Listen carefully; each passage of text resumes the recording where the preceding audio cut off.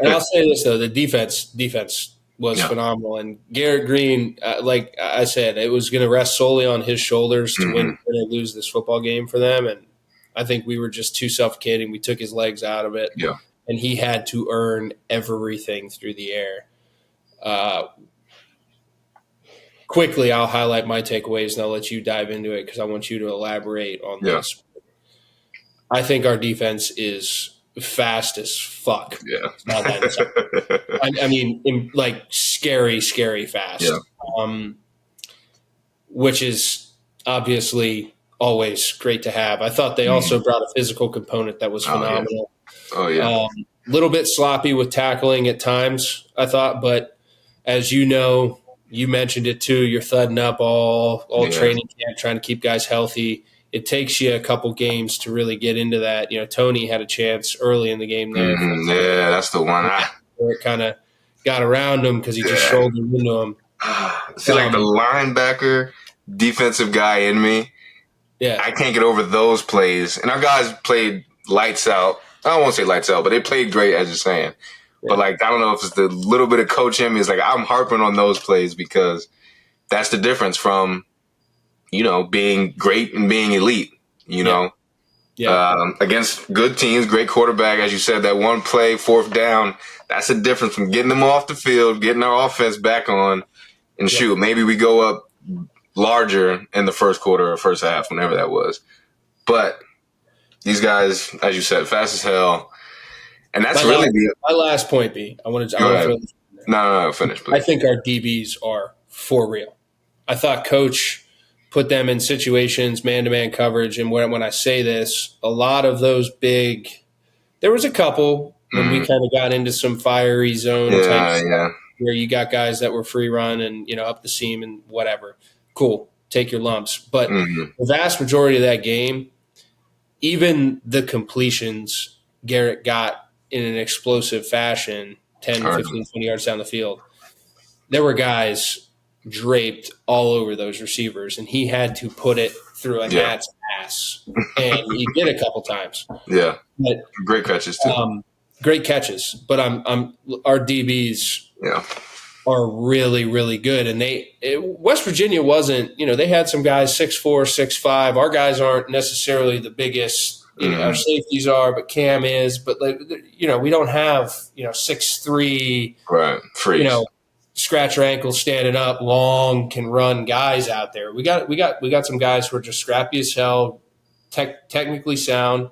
Coach Smith, T. Smalls. T. Smitty. Um, and they were asked to do a lot Mm, from a man-to-man cover standpoint. I thought they looked really good, and I had that as one of my post-game notes. DBs are for real and deep. We got like yeah, four. deep as hell. I mean, I think there's a good 6 deep they can rotate, and we saw a lot of those guys out there.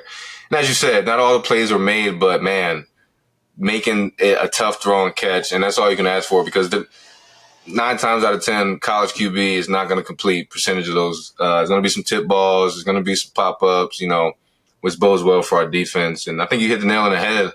What I was going to kind of come at it was, I think our guys are so good.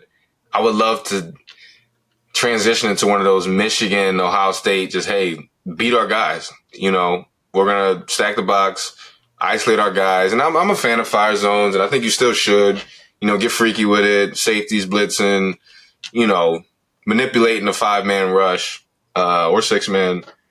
But I think as we saw, those were the explosive plays happen the most. Yeah, A good enough quarterback is going to know where to go with the ball and find the holes in the zone because, I'm not sure if they're matching zone a lot of time, but it's hard. In fire zone, there's going to be gaps. And I think, Green, as good as he was, he found his guys in those moments as long as you stay calm in the pocket. But, I mean, we got the guys on the edge to make plays with or without the blitz per se. So, and then the speed, as you said, suffocating. Once we got them, as you said, once we kind of hit that dagger coming out of the third quarter, long run, then our guys can really pin their ears back and, get after the quarterback. That's my only kind of issue is that our speed is so, fast. We get up the field so quick. And it's eerily similar to last season. That's where the interior lanes kind of develop. But I still think it's it's a great problem to have. Excuse me. Yeah. Something to easily clean up. As you said, the tackling. I think that's a difference from maybe 6 points in that game, which, as a stingy defensive minded guys, I don't want them getting anything, So Yeah. easily correctable mistakes, our guys will be coached up on. And once again, I think the majority of this squad, I think they will make those, adjustments, slight tweaks, tighten up things in that manner. And it's going to be tough, man. I fully expect another top 5, top 3 defense this year. Yeah. I think number one overall and is very achievable and potentially very dominating across the board, statistically at least. Was that 3 turnovers?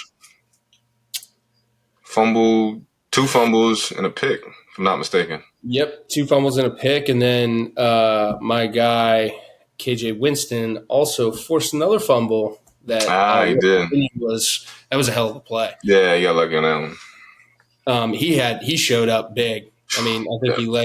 he led the team in tackles, and Jay Reed also showed up. Yeah, he was lights early. out. He was flying. Yeah, I saw a clip Franklin saying he was moving at a different speed, and he really was. Yeah. He really was. Yeah, that's that first game of the year. Body's feeling good. Great camp, senior. He probably didn't get too roughed up in camp this year. Body's feeling good, and I love it. I hope he keeps that up for sure. Now Abdul, kind of quiet on the stat sheet at least, right. But I beg to differ. If you watch the game, they had 2 to 3 hats on him at all times, whether it was back, tight end, tackle guard, tackle, tight end. They had plenty of hats dedicated to him.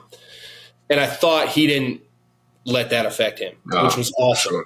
He just kept he kept his head down, stayed disciplined, did what he needed to do. Because it's very easy. Get your head out of it. In my eyes, it's also very easy as a guy who played at that second level who could still really not – you're getting a lot of one-on-one matchups when you're rushing, to kind of get impatient. And then maybe that impatience leads to a little bit of lackadaisicalness with, hey, I'm just going to take this play off. Like, I didn't see a lick. Yeah, he didn't let up. And I think that's going to be really important for the rest of that D-line. As you mentioned, Danny Dennis-Sutton, several other guys showed up. Devon Elise showed up for us. Shout out to the Lions Den. What do you make of Abdul's Thomas now, I believe. change? I'm sorry? Changed his last name. No more Elise. That's right. Got me. Yeah, Devon Thomas. Correct. Respect that guy. I got you. What is it, Poppy Devon? Yeah, that's it. But Devon, I'll just go with Devon. But Abdul, talk about that transition. Talk about what you saw with him. What impressed you with that? Yeah, as you said, it definitely can be frustrating. I mean, coming from a stack backer, a little bit easier to get to the ball every play, down in, down out, or at least be a part of the play, on the ball, tackles and whatnot. But as you said, I think the most impressive thing was that motor. I think that bodes well. You don't often see that from guys as athletic as he is. I mean, you hit the nail right on the head. A lot of guys, there'll be some plays that take off, on the backside and whatnot, and when the scouts get to looking, it's like, hey, you're too good to be doing this. Yeah. But I did not see that. He did not let up on those tackles. I mean, he was going full tilt every single play, and you saw it just wreaking havoc. I mean, You're not always going to make the play, but sometimes you make it for your guy next to you and make it easier for your guy next to you. And I think it's just going to bode well throughout the season because that's how it goes. You keep chipping at the wood, keep chomping at the wood. And then in the fourth quarter, and the biggest moment is when you cash out. Maybe he didn't cash out all game. And we saw it. He was getting close all game. And they had an athletic quarterback who was savvy and could manipulate the pocket. So it was a little bit tougher, but it's going to bode well this season. And for him, keep that motor going. And it shows well for the team. I mean, when your most talented guy is going that hard, play in and play out, it means something different. And I think the guys fed off of that, As you said, fast as hell to the ball. So it's a party at the ball. I would like to explain it. Whoever gets there first gets to reap the benefits. But it's a challenge every play because everyone's moving. No doubt.